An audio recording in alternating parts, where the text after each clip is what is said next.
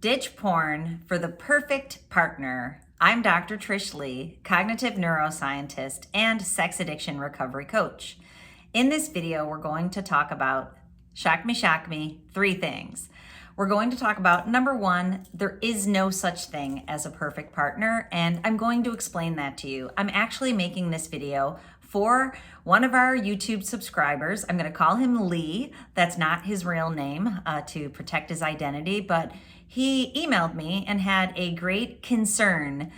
He thought it was constructive criticism, but really it's a concern, and I'm going to address that concern.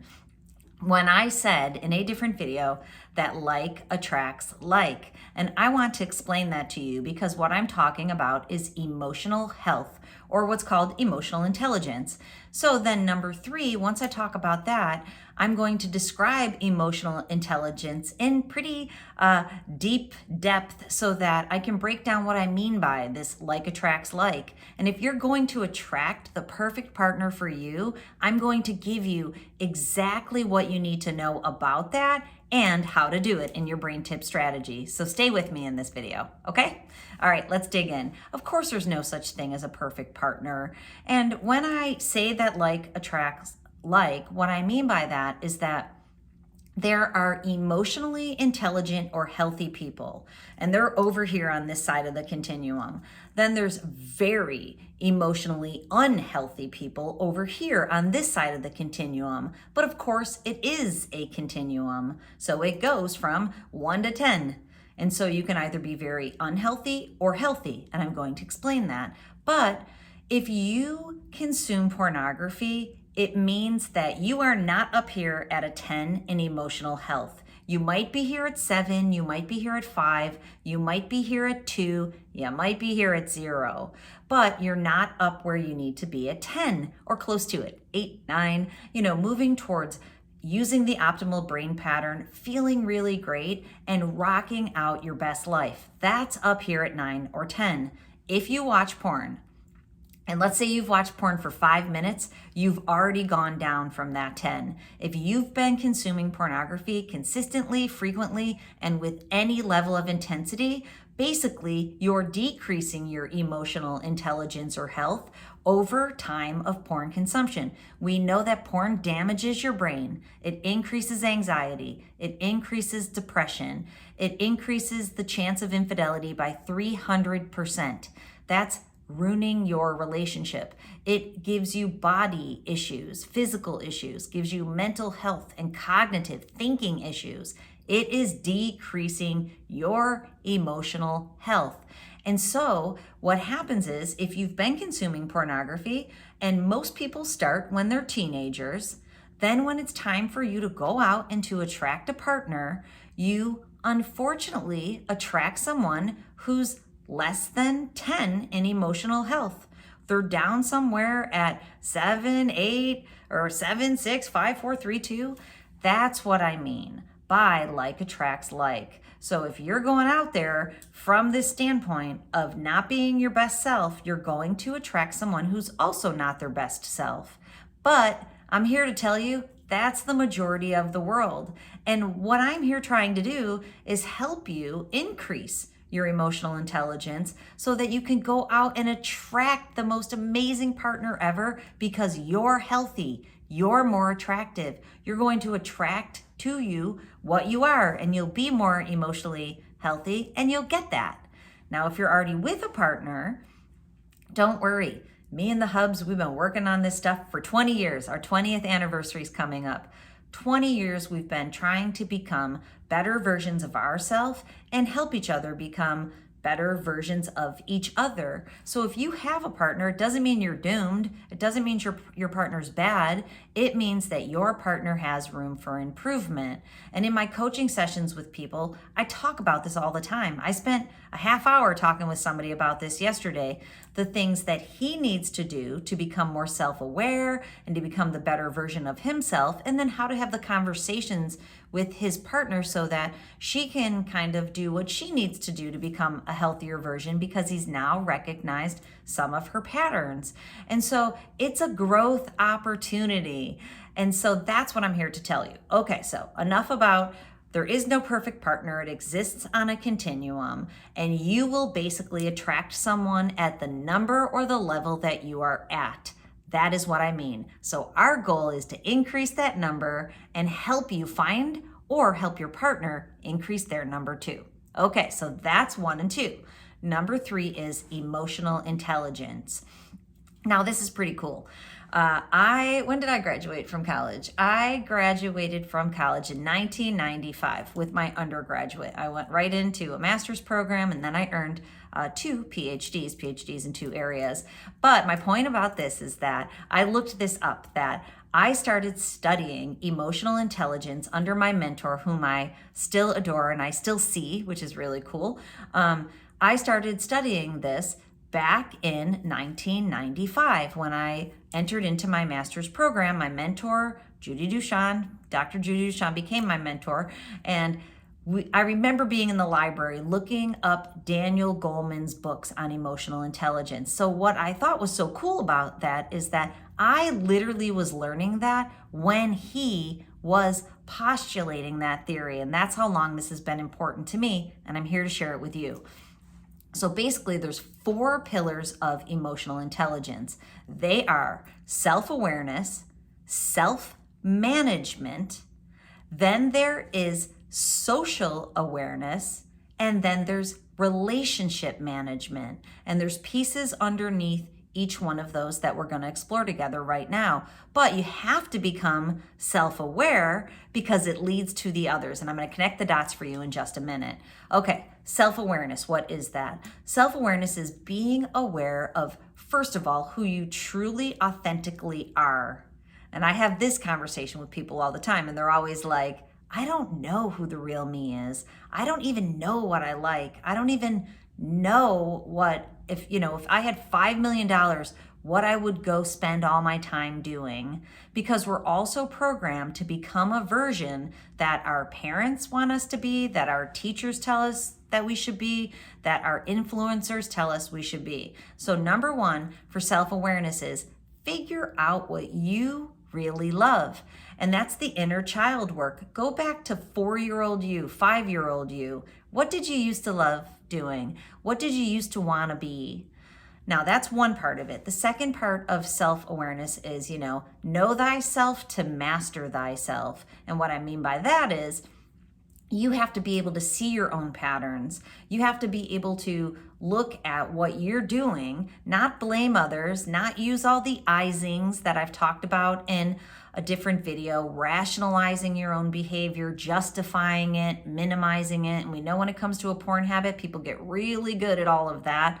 No more gaslighting your partner and projecting and blaming other people for what's happening to you. Look at your role and everything that's happening to you. You are a creator in it to a certain extent. And I do this all the time so I can increase my self-awareness. If things don't go right for me, I'm like, okay, what role did I play in that? So I can change my behavioral patterns for the next time. And I could tell you 1,000 stories about that, but for a different day. Or actually, I'm going live on Friday. Join me live because we're going to be talking about these topics, and I'm sure I'll dish some dirt from my own life then.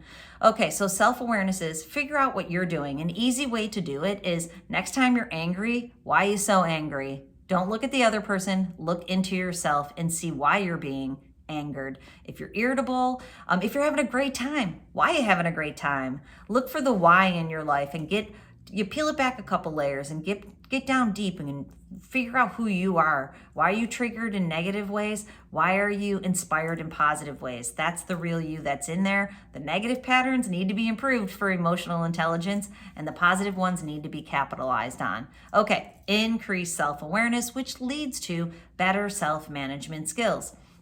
Now, there's 2 fundamentals in self-management skills. Number 1 is controlling your reactions. And from my standpoint, I try never to react. I'm not perfect, so sometimes I do, but I try to intentionally respond. And so figuring out why you're reacting in certain situations and then learning to respond in an intentional, healthy way and to have better self-management skills in your interactions or just how you react to things that are coming at you. Start responding to them. And I'm going to tell you some more about that in a second. But then secondly is controlling your impulses. And we know this is something that really tanks because of porn consumption, because of what it does to your brain. It makes you more impulsive. It makes you more compulsive. So when you learn to manage yourself better, you become more adaptable. That's part of it. When you learn to go with the flow a little bit, this is how you can learn to manage yourself better. Self-regulation. And we know that a porn habit is about mood regulation, and mood regulation is all about self-regulation, being able to offset stress in the first place or to be able to manage it as it comes to you. Okay, so let's move on now to social awareness. Social awareness is first and foremost about empathy. And again, we know from the science, empathy tanks because of a porn habit. You see where I'm going with this, don't you? Empathy tanks because of a porn habit. So you no longer can perceive as well what other people need in a moment, what other people are experiencing, how you can show up for those people. The Hubs and I were watching Eurovision with Will Ferrell. Am I saying that right? The other day. Oh my gosh, it's so funny. It's ridiculous. But in it, she keeps saying to him, "You don't see me." And he's like, "I see you." And her saying, "You don't see me," means you don't see what I need. You don't see that I love you. You don't see what's happening with me. So that's what this social awareness is about. When you show up in a social situation with other people, being able to read the room. I'll say this to the Hub sometimes. Read the room, bro. Read the room, my friend. Check this out. These kids usually we're going to get to this in relationship management. These kids need from us. They need emotional regulation from us. So don't worry about what you have going on. Be there to help them regulate. Read the room. And when you read the room, you can show up as a better version of yourself. But of course, you need to know who you are. Back to self-awareness. You need to be able to self-regulate yourself. So if you have 5 teenagers like I do, and they are constantly needing emotional regulation, that's very stressful, frankly, but it requires a lot of intentionality out of me.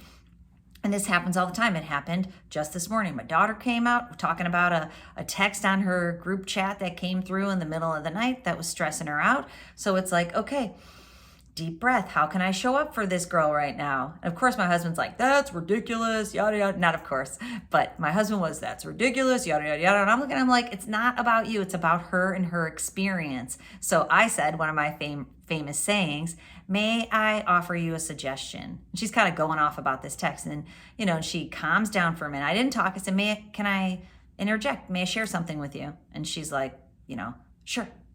And I offered her a little ditty, and she's like, "Thanks, Mama. That makes me feel so much better." And she cruises back up. It's 6 a.m., by the way. So that's the self-regulation on my part. But, taking the deep breath and being able to go, what can I do for this kid right now? She just started her day in a bad way. My social awareness was high. I saw it coming at me as she's coming down the stairs. I was able to manage myself because I know who I am, and I know I want to be a great mom to these kids. So I'm going to show up in the moments that they need me to. Let me see, did I cover everything in social awareness? Empathy is the number one thing. Understanding the experience another person is having and being able to see that for them. Okay, but let's move on to relationship management. When you have these first 3 things, it helps you to manage your relationships. So what does that mean? It means in those moments that you can be intentional and respond. It means that you can adapt. It means that you can initiate change in your relationship. You can offer people suggestions. You can sit with your partner who's in pain without having to take that pain on, but being able to understand their pain. That's what empathy is. You understand that, but you don't have to own it. And instead of trying to solve a person's problem, you can say, "What can I do for you right now that will make you feel better?" But you have to have your action grounded to be able to do that, to be able to manage relationships, because they're tricky. So we're talking about partners and the perfect partner in this video. The perfect partner should be able to show up for you in those ways. So should be able to be adaptable, should be able to initiate change in your relationship, should be able to handle change that's coming from you in your relationship, should be able to handle conflict. And can probably just stop there and explain that a little bit. Conflict's a necessary part of growing relationships. So if you're avoiding conflict, then you're avoiding what needs to happen for you to be able to grow and transform. If you're trying to recover from a porn habit, this is a transformational experience for you. It's an amazing one. It's beautiful. But you're going to grow and things are going to change, hopefully for the positive. Hopefully your partner can show up and have some positive changes. So one more example, and I promise I'll move on, is one more example from the other day is all my kids have been doing their things. And you know how I love the Enneagram personality test. Of course, I know all my kids' personality types. I know when they're disintegrating because of stress. And because they're disintegrating and I'm showing up for them so much, that makes me disintegrate. So I woke up the other day and I did something I haven't done for a really long time. And I don't know if you've heard me say this before. For a long time, I would be late for my own life. I'd wake up late for my own life, never to be able to get done what I need to get done in a day. And it's just a perception. Of course, it's not real at all. But so I said to my hubs, and this is a perfect example. I said, I have so much to do today, I'm never going to be able to get it done. And he's like, you've said that. He's mad at me, actually. He was a little miffed at me. And so he's miffed over there and he comes over and he's like, can I talk to you? And nobody likes to hear that, right? And I'm like, sure. But I do it to him too. I'm like, sure. He's like, you've been saying you can't get these things done. So take some stuff off your plate, yada, yada, yada. So I walk away and self-awareness, self-management, I'm thinking, okay, what's going on here? I'm doing my thing. Enneagram 5s, they disintegrate into taking so much stuff on the plate that it's on purpose. It's a self-sabotage, stressed out disintegration threshold of mine. So I went back to him in a moment of growth and I said, you know how I said all the kids are doing their thing? I'm doing my thing too. I will take care of it. I'm on it. That's my threshold. And then, we had a really nice conversation and we were able to, but it started out of a little bit of conflict because we need that to be able to grow. But if you can handle that conflict, it doesn't have to be anger. It doesn't have to be a problem. He actually said a couple other times this week that he was doing his thing too. And I walked away and he's like, I thought for sure you're going to be mad when you came back. But he said, you came back singing. And, I walked away going, that dude's doing his thing too, because it's kind of stressful times for our kids. Nothing, no one's going to die, but we got a lot of stuff on our plate. So, and then him being able to say that to me a day later makes our relationship stronger. Okay, so let's put a bow on this thing, is that when you increase your self-awareness and you know what your patterns are, when you're doing your things and you figure it out, then you can manage them. It leads to self-management. Self-management leads you to be able to go into your bedroom, shut the door and go, what is going on? And you can control your impulses. You can change your reactions to make them responses. You can show up as the best, true, authentic version of yourself. And when you do that, I'm telling you, you don't need porn. Then your social awareness increases. So if you're looking for a partner, you can go into the world, you can easily spot the partners that are not healthy, that are doing all the things that I talked about for low, down here at 2 in emotional intelligence, the ones who need you to validate them, the ones who are throwing themselves at you just to have sex that doesn't have meaning. No healthy person wants to have sex with no meaning. Sex is about connection. So I tell my children, it becomes the fabric of your life, who you share your body with.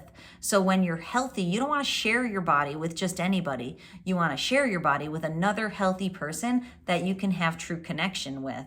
So that's self-management, managing your impulses to consume porn, managing your impulses to seek out healthy partners, bypass the ones that no longer, reach your filter of, you want a 5 or higher, preferably you want an 8, 9, or 10. 10's a unicorn, you'll never find somebody, or generally, that's perfectly emotionally intelligent, but you want a 7, 8, or 9. You don't want a 1, 2, or 3, because then you're going to end up in this loop of unhealthy behaviors. So when your self-management's better, your social awareness is better. Now you can perceive that stuff. Now you can show up as a better version. If you show up as your true authentic self, you're going to attract a healthier partner who's like you, because you're being your true authentic self. It's an amazing thing when that happens, the spice of life. And guess what happens when you attract a true authentic partner?